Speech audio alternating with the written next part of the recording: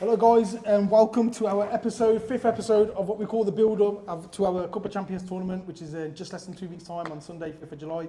My name's Riz, as most people probably know. I'm joined with our amazing referee and officials team today, and we just thought we'd gather them together after 17, 18 years of supporting us, or obviously in and around that, and just thought we'd get their opinion. So before I go into it, I'd like the guys to introduce themselves. Matt, I'll go with you, mate. So I'm Matt. You probably all recognise me. I think we discussed it was 2012, our first tournament, which we'll discuss later. So yeah, I'm Matt Homer. Good stuff, Jace. Hi guys. Again, most of you might recognise me from the tournaments I've done with Riz. I've been with him probably 7-8 years now. Enjoyed every moment of it. Qualified referee, but standard is from us is important. That's why I think Riz has got a good team of refs. But the same again, boys, you drive that. So I'm Jason. And I'm Robert. Last year was my first year with Riz, and we'll talk more about it later. Shut up there, Rob. No, thank you so much, gents. And before we get into it, I just want to say thank you again to all of you, and not just yourselves, obviously Mark, and is it Michael that's going to do it this year as well? Michael, McCabe, yeah, is Mark, that right? Michael? Theo. Yeah. Theo, sorry, Yep. yeah. And obviously Jordan Wilson's helping as well. And all the guys that have gone before yourselves as well that have really supported our event. But to yourselves for coming out today, thank you so much. I know you're all busy men.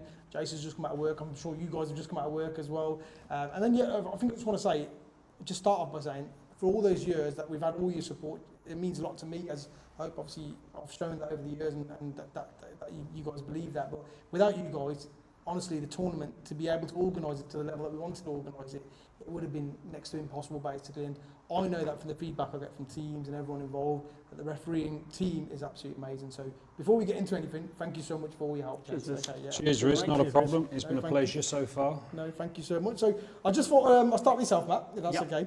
So Matt, just tell, obviously I know, but tell the viewers, how did you get into this tournament, if you don't mind, and where did it start? Yeah, so 2012, I used to work with, is it like your cousin or your mate? Friends. Yeah. Friends. Yeah. We're not all cousins. I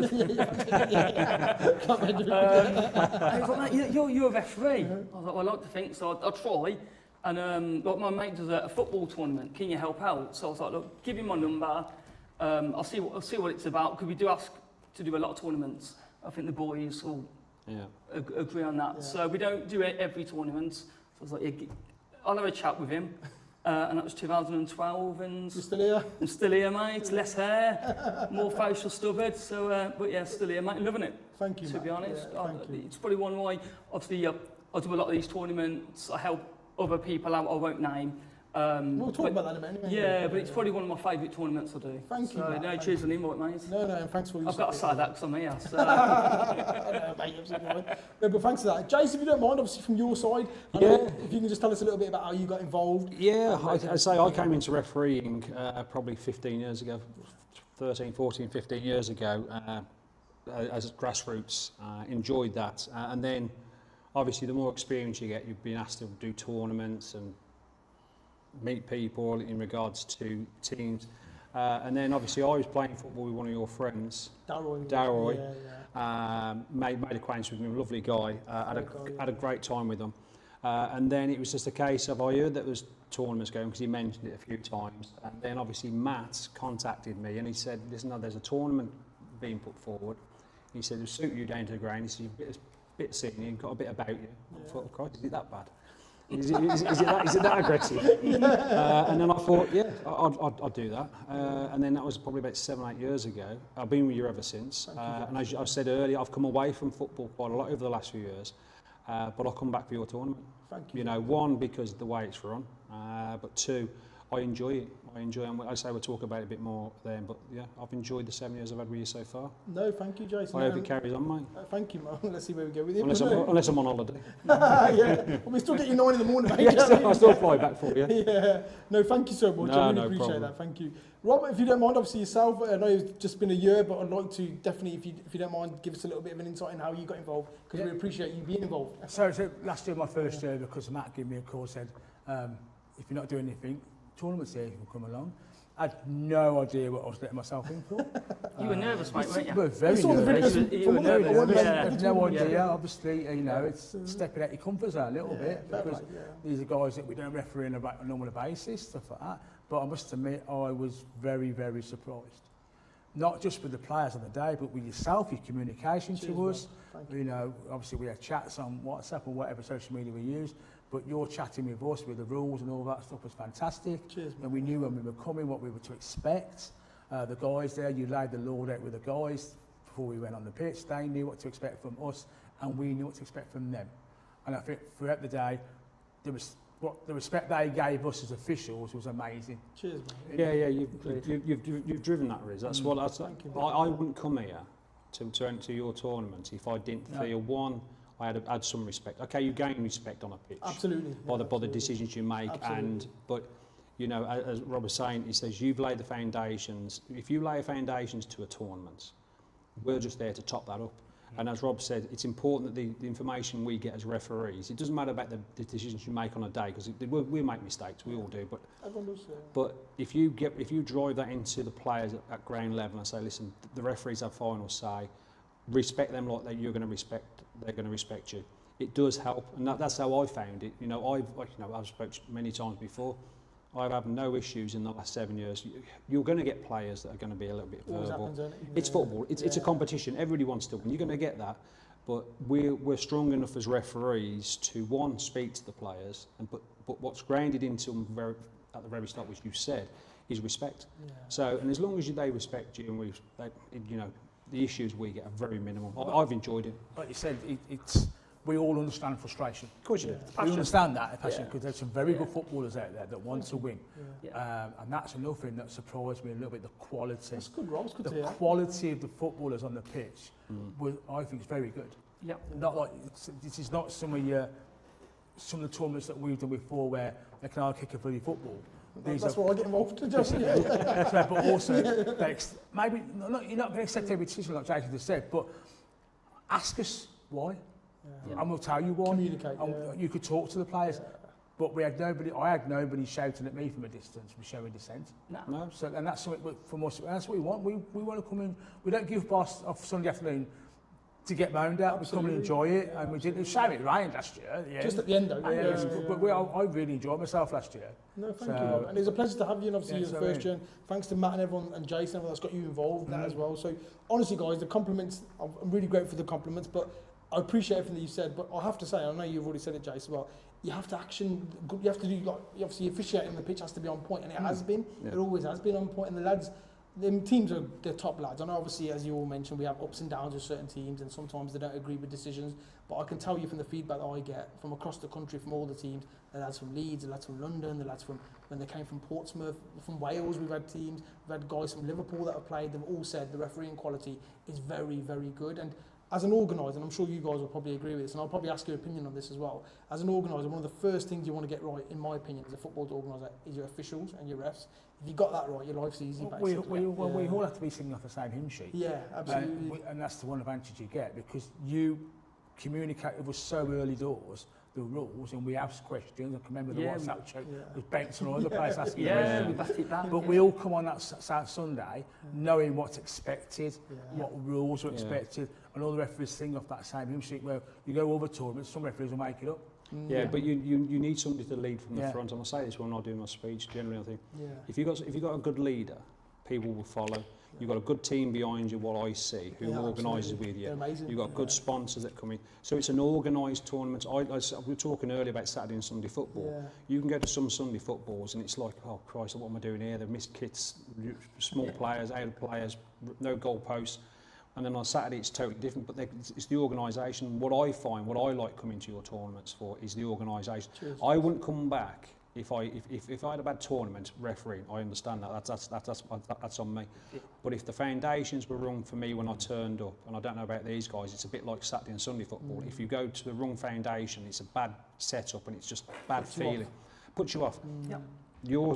My feeling with yours is that, as Rob just said, you communicate very early. That's important for us. That's important for a referee.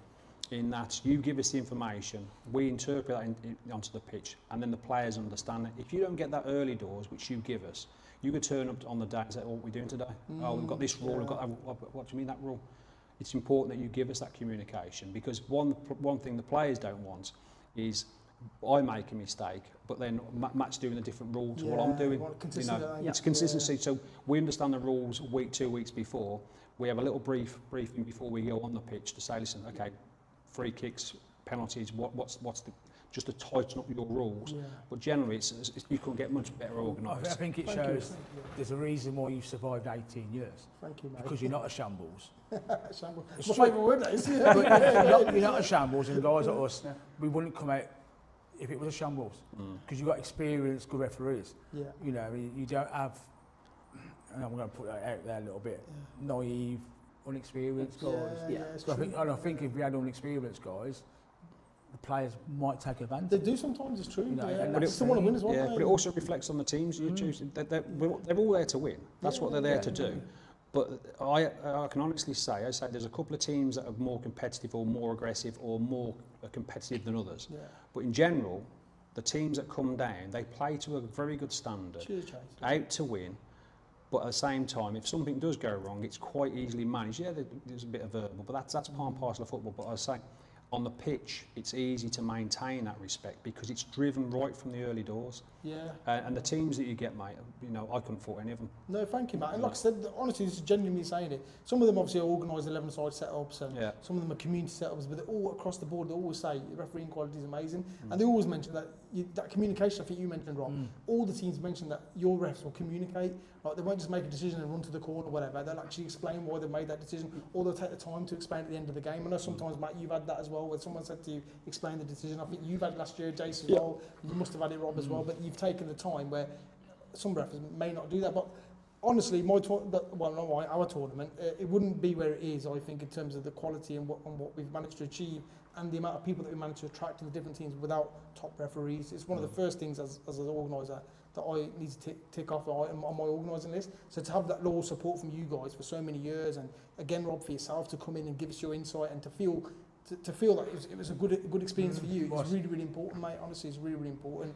But no, just want to touch on the quality of the football. I know you've mentioned it a few times, and obviously grassroots football generally, because it is a grassroots tournament, isn't it? It's for charity, it's a grassroots tournament. But do you generally feel like the quality of the football standard is quite high then? Like, I know you all played at a good level, especially yourself, Jason. You played at a good level in there. I mean, we had a tournament Thursday, me and Rob.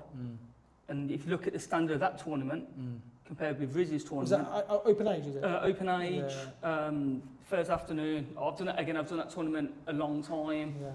Rob's first one. But if you look at the standard of that tournament... It was across the board, wasn't it? This is the difference. That Rizzy's tournament, the standards across the board is good. Where the tournament we did Thursday, we had a lot of players that were playing for fun. Then there was one or two teams that had the Marco Brighton. Oh, he played, did he? Yeah, he played in this tournament. Ex-Villa and Leicester. Just you had teams that were out to win, you could tell that. You could tell that by the aggression and the way they approached the game.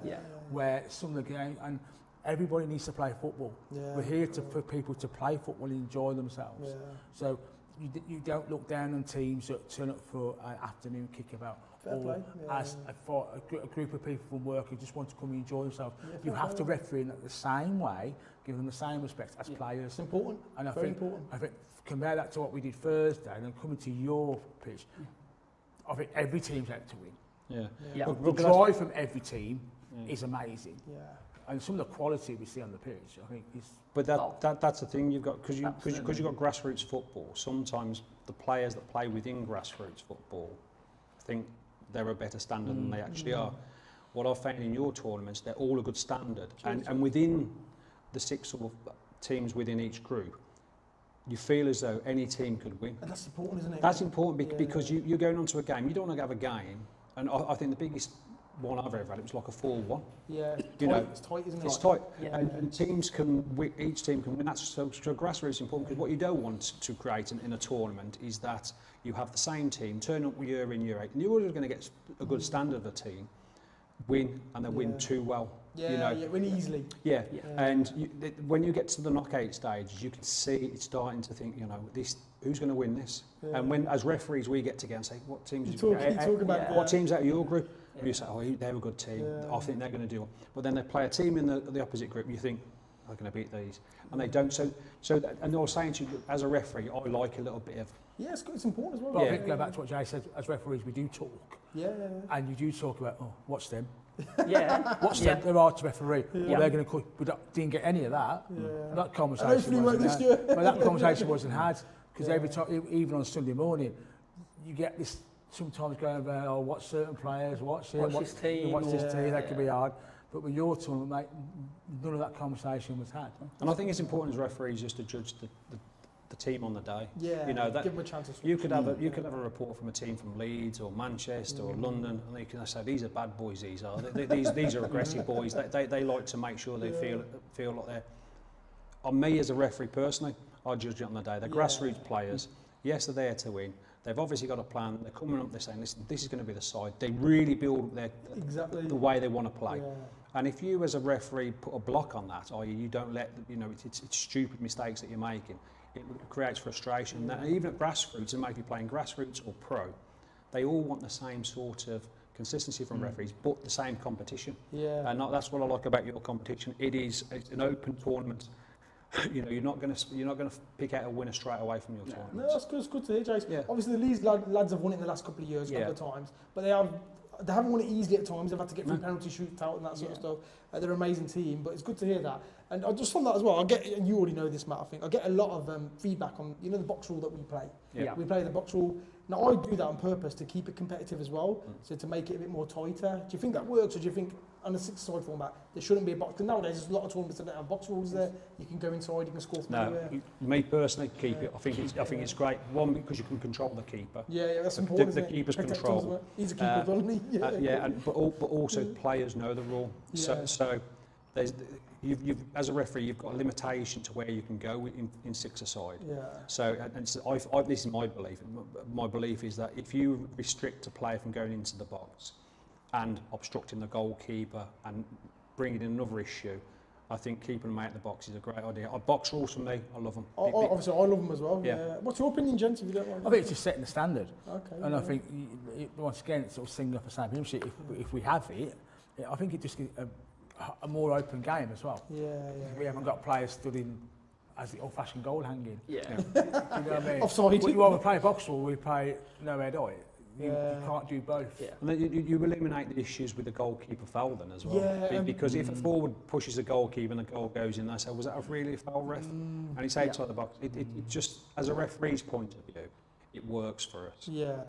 And I'm sure players, they'll have both opinions, players will. But They generally accept it. What's your opinion on that, Matt? Yeah. I mean, we've worked hard on the rules. Yeah, we have. Haven't we, We've mate? adapted them over We've the years, haven't adapted we? every Yeah. year. We tweak it a I'm little always bit. asking you guys for your opinions as well. Implemented dog zone, penalty, Yeah. blah blah. So I think it'd be silly Yeah. to get rid of that box rule. yeah, and players get used to it in tournaments. Yeah. Yeah. You know, and I can guarantee you, and this is no disrespect to a lot of the players that come down, they won't read the rules. They don't. And then when you do your speech on the day, they still don't listen to the rules. And then come the day, they say, "Ref, can I go in the box?" No. Have you read the rules? No.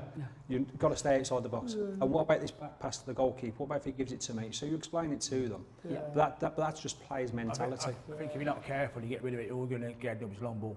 Yeah. Long ball. And you get And maybe that's free boring fall. football then. Yeah. Because there's no overhead up rule. Yeah. So long yeah. ball, that's all you're going to get, pumping long balls. I don't want to see that. Let them play through the pitch. I think, as you just mentioned there, like with the long ball stuff, not like against long ball, but the quality of football, I want to keep it quite Yes. tidy, do you know what I mean? Yeah, I haven't had many long ball games.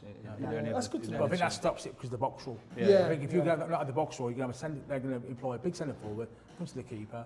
Yeah. We're going back to 80s football, aren't we? 70s football. where we're Considering focusing on football. taking that rule out, But the box rule. box rule. So basically, the reason why I've asked that is that I've had so much feedback of the recent years. So we've always had a box. That's the first Yeah, thing. yeah. We've always had a box. More, like back in the day, Rob, we used to play in sand on this pitch here. Yeah. Down in Batchy, we had a box. We used to get someone to line it out for us. In Birmingham, we had a box. You know what I mean? Here, we've got a box as well. But the feedback I get, especially from the newer entrants, like in the last couple of years, because I think they're so used to playing on like without a box basically in leisure leagues or whatever. Not leisure leagues actually they've got boxes, haven't they? But some of the leagues they're playing, there's no box. So some guys have said to me, Riz, we want to see more goals. It's a bit more exciting. But I think personally as an organiser, and I think you've kind of already touched on it, but I think you'll agree. I think if you get rid of the boxes, like it doesn't protect the keeper. It's really important, as Jason mentioned. But the other thing as well is you know, all the fitter teams that are a bit more technical. Yeah. It's just a free for all for them. Do you know what I mean? Yeah. And it becomes that competition. It just you lose that competition. It's not tight anymore. Do you think there's any rules that we had last year that you will take out or bring in? I don't think the rules need much changing. But I'm happy to take opinions on it, of course. No. But you know what? Is anything you think, Jace? Yeah, the only thing I would look at, and it's sort of just 3 kicks, you know, because we have to give them a yard. Yeah. You know, so step back 1 yard. I'm not sure if a yard is enough. We did 3 yards. 3 yards. Yeah. And you agreed on the day as well. And all 3 kicks were indirect. Yeah, they're always indirect. Yeah. Because they weren't always, but you guys have always been changing. I did, and it works better. Yeah, because I think it gives the attacking side more chance of a goal. Same we do your throw-ins and corners, but that 3 yards as well. Yeah, so doing 3, that would work. But the thing is that they'd never go back 3 yards. No, but if we have to drive that, then I would drive 3 yards. Because normally it's a verbal thing, say back a yard. Yeah. But they're virtually still on the ball. Where's your advantage? You win a free kick, but the guy's a yard away. There's no advantage. Yeah, I agree. And it's the same. The only disadvantage with the box, which I see, which I don't like, is corners. Because the attacking team doesn't get much of an advantage from that. Because one player's taking the corner, it can't go into the box. So their limitations is like a square. That's fair. So that's the only disadvantage with a box, I find. They can't put the ball through the box, i.e. as attacking box. I've had that feedback. That as corners, the corners are not even valid basically. There's no point having corners because you can't place it in the box. And you can lose a disadvantage on the counter attack quite quick. Because that's what happens quite a few times. You know, the defending side all of a sudden got a ball and they've got 2 players by the corner flag. I think, oh Christ, here we go. So he's got everything got pros and cons. But I think the ruling system that you've got in place, and as I say, we've tweaked, or you guys have tweaked over the years. And I think if players understand that year on year, they're coming down and understanding that. But as I say, we don't know what players play in tournaments. You know, they say no box, with a box, over under head heights, kick-ins, 1 yard, 3 yards. But you stand by your ruling. I like the ruling you've got. No, cheers. I like the ruling. We'll probably stick with it. I think the yardage. I think I probably will say 2 or 3. I think we said 2 last year, didn't we? Or did we say 3? I can't remember what it was. But we'll have a look at it, and then that's absolutely fair. That's easily tweaked, isn't it? Yeah. The only thing you've got there, or the only thing you wouldn't do, is obviously you can't give 3 yards if you go into the box. Yeah, you wouldn't get out. If it's a yard outside the box, they can either take the ball back. They took the ball back 3 yards. Yeah, that makes sense, doesn't it? Yeah, you can get like an indirect shot anyway, but rules are good. Cheers, guys. I was going to ask you about the one-step penalty rule. Obviously, there's a lot of controversy at the moment online about that one, especially in small-sided football, about one-step penalties. They're really hard to manage, aren't they, one-step penalties? It's a nightmare. I've been on TikTok. I woke up one morning, I had about 50, 60 messages. I think Rob even messaged me. One-step pens were a nightmare. How do they judge? What is it? What makes it so hard to judge? I don't think it's hard to judge, I know, personally. Everybody's got a different opinion of what a yard. Because someone might do a little stretch if it's a max. It's yours. If it's a stutter, it's not stutters are not a penalty. It's illegal now, isn't it? Yeah, it's illegal. It's just 1 step back, and then it's one plan But you've just said that, mate. So we changed this in Turbo's tournament. You've just said 1 step back, then 1 step forward. Then all hell breaks loose. Done 2 steps.